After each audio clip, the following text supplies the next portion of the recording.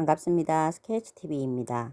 감기, 고혈압, 당뇨에 이어서 많은 분들이 염려하시고 고생하시는데 이번 영상은 그래서 동맥경화와 혈전증을 예방하기 위한 약초들을 분류해 보았습니다.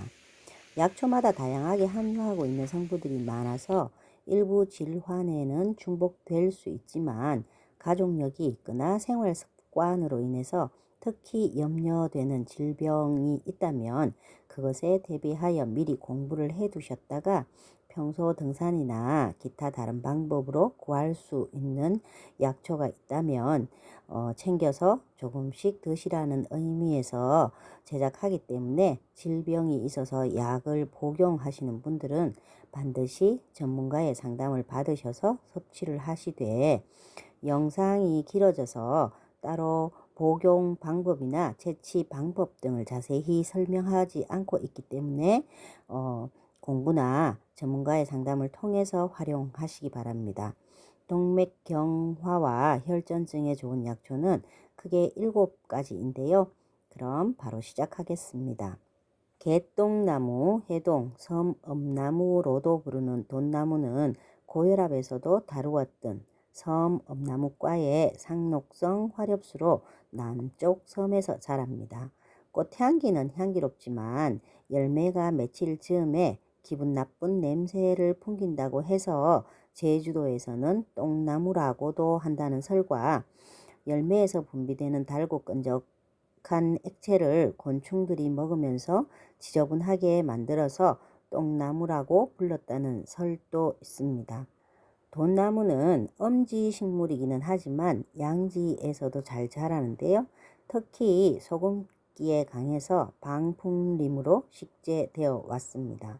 제주도와 다도해의 여러 섬에 분포하는 돈나무는 불을 상징하는 나무로도 알려져서 요즘에는 개업할 때 선물로 많이 하고 있는데요. 호남이나 중부 일부 지방에서는 만리향, 칠리향이라고도 부릅니다. 칠리향, 해동이라는 생략명을 가지고 있고요. 가지와 잎을 껍질과 함께 약재로 사용을 합니다. 정류를 함유하고 있는데요. 그 주 성분은 리모넨, 피넨, 세스퀴테르펜 등인데요. 가을부터 겨울 사이에 채취해서 약용을 하는데 혈액순환을 돕고 혈압을 낮추어주는 효능이 있어서 동맥경화 외에도 고혈압, 뼈마디가 쑤시고 아픈 증상인 관절염, 그리고 불면증, 권태감, 무기력증, 타박상, 골수염, 결막염, 디스크, 피부염, 천식 등의 증상에 약용을 합니다. 그리고 현대에 와서는 천년 진통제라고 부르며 진통제로 활용을 하고 있는데요. 약간의 독성이 있지만 말려서 다리는 과정에서 법제가 되기 때문에 우리 몸에 큰 해는 없다고 합니다. 하지만 이러한 독성은 채취나 갈무리 과정에서 피부가 예민한 사람에게는 염증을 불러일으킬 수도 있기 때문에 만질 때 주의를 하셔야 합니다. 성질이 서늘해서 찬 음식에 해당하는 메밀은 모밀, 메물이라고도 부르고요. 중앙아시아가 원산인 역귀과의 한해살이 풀입니다. 이러한 메밀의 찬 성질은 그래서 한여름 더위에 지친 몸의 열기와 습기를 빼기 위해서 우리는 예전부터 메밀국수나 메밀냉면을 먹어왔는데요. 동의보감에서도 메밀이 우리 몸속에 습기와 열기를 없애주며 소화가 잘 되게 하는 효능이 있어서 1년 동안 쌓인 채기가 있어도 메밀을 먹으면 그 채기가 내려간다고 기록되어 있습니다. 메밀은 전국적으로 가꾸어지고 있는데요. 간혹 야생 메밀도 만날 수가 있습니다. 이효석의 단편소설 메밀꽃 필 무렵에서의 표현을 빌리면 한밤중 굵은 소금을 뿌려 놓은 듯하다처럼 군락을 이루고 있는 메밀꽃은 그야말로 장관이어서 평창을 비롯한 몇 군데의 지자체에서는 메밀을 일부러 심어 관광객을 유치하기도 합니다. 양맥, 교맥, 오맥, 화양이라는 생략명을 가진 메밀은 씨를 약재로 쓰는데요. 씨가 익을 때 채취해서 햇볕에 말린 후 가루를 내어서 동맥경화를 비롯해 루틴 성분이 혈전을 억제해서 심혈관 건강 그리고 자양 강장 식품에 사용을 해 왔습니다. 그 외에 비만 예방과 피부 미용, 성인병, 고혈압, 간 기능 재생, 다이어트, 이뇨 작용의 효능을 보이고 있고요. 트레오닌, 단백질, 아미노산, 비타민, 리신 등의 성분이 다른 곡류에 비해서 월등히 많기 때문에 건강식품으로도 활용하고 있습니다. 봄철 어린 순부터 메밀차까지 두루두루 섭취하시면 좋기는 하지만 다량으로 섭취하는 경우에 배탈이나 설사, 복부 팽만감 같은 부작용이 있을 수가 있고요.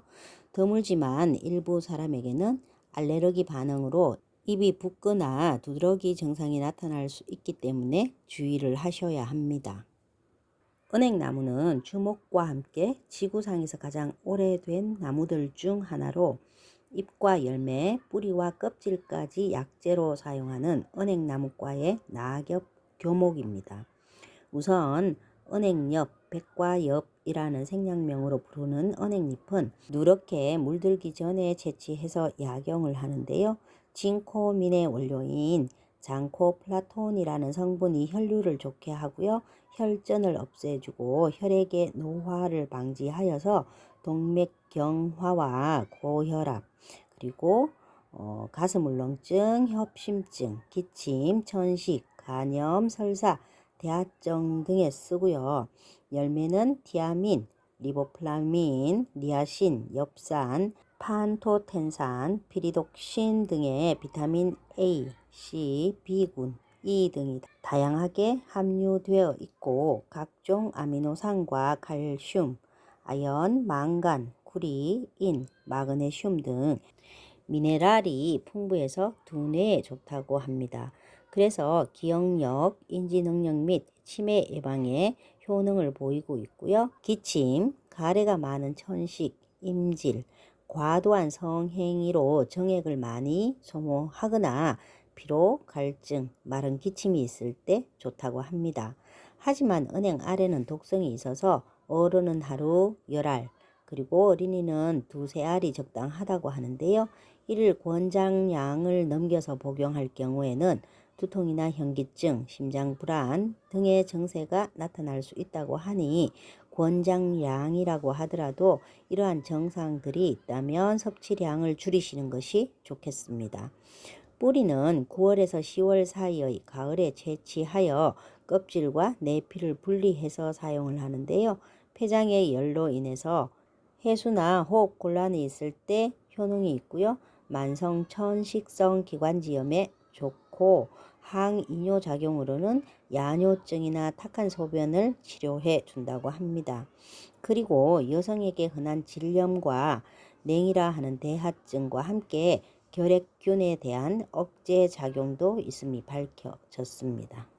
전국 산지의 풀밭에서 자라는 큰 개 현삼은 현삼과의 여러 해 사리풀로 줄기는 네모지고요.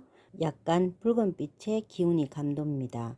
현삼, 흑삼, 원삼, 현대, 야지마라는 생략명을 가지고 있고요. 등이 뿌리를 약으로 쓰는데 입동 전후에 채취해서 줄기와 잎, 수염 뿌리를 모두 제거하고 진흙과 모래를 털어낸 뒤 말려서 사용을 합니다. 동의보감에서는 몸의 모든 기를 다스려서 위아래로 다니면서 시원하고 깨끗하게 하고요.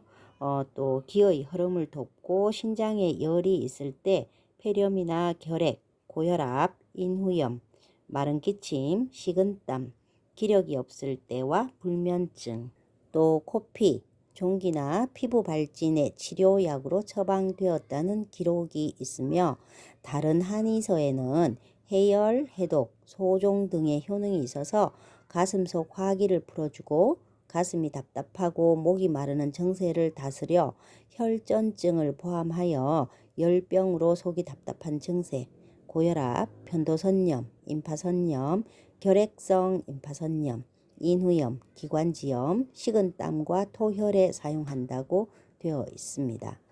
약재를 생산하기 위해 재배를 하기도 하는 현삼 역시 큰 개 현삼과 함께 약재로 이용하는 현삼과의 여러 해 살이풀입니다.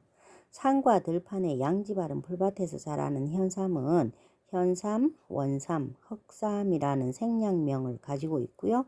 뿌리를 약재로 사용합니다.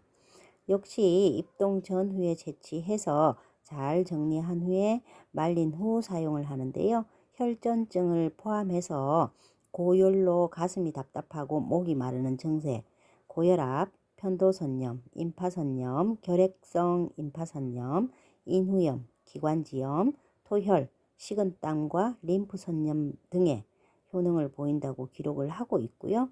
항균 작용이 뛰어나서 피부 질환에도 사용한다고 되어 있습니다. 또한 오삼 중 하나로 부르고요. 고혈압, 당뇨를 치료하고 심장이 튼튼해지며 간세포와 뇌신경을 보호하여 원기 증진과 기력이 강해지는 약초로도 소개되어 있는데요. 어린 수는 나물로 그리고 꽃은 꽃차로도 활용이 가능합니다. 현삼의 종류들은 모두 줄기가 네모진데 꽃의 색이나 줄기의 날개 여부 그리고 꽃차례와 잎의 모양, 자생지 등으로 현삼, 개현삼, 토현삼, 몽울토현삼, 섬현삼, 큰개현삼으로 구분합니다. 참빛나무, 혼잎나무라고도 부르는 화살나무는 공원이나 산책로 등에 많이 심는 노박 등굴과의 키 작은 낙엽 화렵수입니다. 장가지에 코르크질에 화살 같은 날개가 있어서 누구나 쉽게 구분이 가능한데요. 화살나무는 봄철 혼잎나물이라고 해서 사람들이 어린 순을 훑어 나물을 하거나 잘게 썰어서 나물밥을 해먹기 즐겨하는 식물입니다. 귀전우라는 생략명으로 장가지에 생겨나는 날개를 약재로 사용을 하는데요. 언제든지 채취가 가능해서 채취한 뒤 잘 말려둡니다. 화살나무와 비슷한 식물로는 참빗살나무, 회목나무, 회임나무 등이 있는데요. 모두 함께 약용이 가능합니다. 화살나무의 날개에는 퀘르세틴이라는 성분과 당 알코올의 일종인 둘시톨 성분이 있는데요. 이 중 퀘르세틴은 항산화 작용 및 항염증, 항균 작용을 하고 심장병을 감소시키며 혈압을 떨어뜨리는 효능이 있다고 되어 있습니다. 그래서 효능을 볼 수 있는 질병은 혈전증과 동맥경화 외에도 가래가 끓는 기침이나 월경, 불순, 폐경, 산후 어혈에 의한 복통과 중풍, 고혈압과 함께 항암에도 치료한다고 기록이 되어 있는데요. 항암 치료를 위해서는 채취한 날개를 곱게 갈아서 뿌리, 가지, 잎을 함께 달인 물과 한 수저씩 먹으면 효능을 보이고 열매를 오래 달이면 고약이 되는데 이 고약으로는 피부병을 치료한다고 되어 있습니다. 고혈압 약재에서도 한번 소개한 적이 있는 황금은 광대나물과의 여러 해살이 풀입니다. 한국, 중국, 몽골, 시베리아 동부 등지에 분포하는 이 식물은 경기도와 강원도 이북 지역의 약간 추운 지방의 산지 풀밭에서 자라는데요. 황금, 원금, 자금, 황문, 공장이라는 생략명으로 뿌리를 약재로 사용합니다. 이른 봄이나 가을에 굴취하여 햇볕에 말려서 한방에서는 통경탕이나 황금탕에 사용을 하고 있고요. 해열, 이뇨, 소염, 소종 등의 효능이 있어서 담낭을 보해주며 뱃속에 태아가 놀랐을 때도 이를 다스려 평안하게 해준다고 되어 있습니다.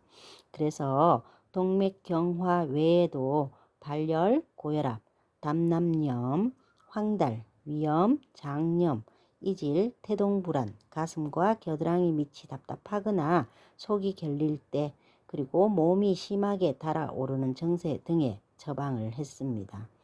하지만 황금은 재배하기 시작한 첫 해에는 약용으로 쓰기 적합하지 않아서 2, 3년이 지난 뒤에 뿌리가 충분히 자랐을 때 채취하여 약재로 사용을 하고 있습니다. 황금을 재배하여 건강식품으로 활용을 할 때에는 골관절염, 진통, 연골 보호, 멜라닌 생성을 억제하는 효능이 있어서 피부 미백에 이용을 하는데 장기간 복용을 하면 울렁거림이나 구역감, 복통, 변비 등이 나타날 수 있고 드물게는 간의 손상도 가져올 수 있으므로 너무 오래 복용하는 것은 좋지 않습니다. 이상 현대인들이 가장 많이 염려하는 동맥경화와 혈전증을 예방할 수 있는 약초를 소개해 보았습니다. 감사합니다. 스케치TV였습니다.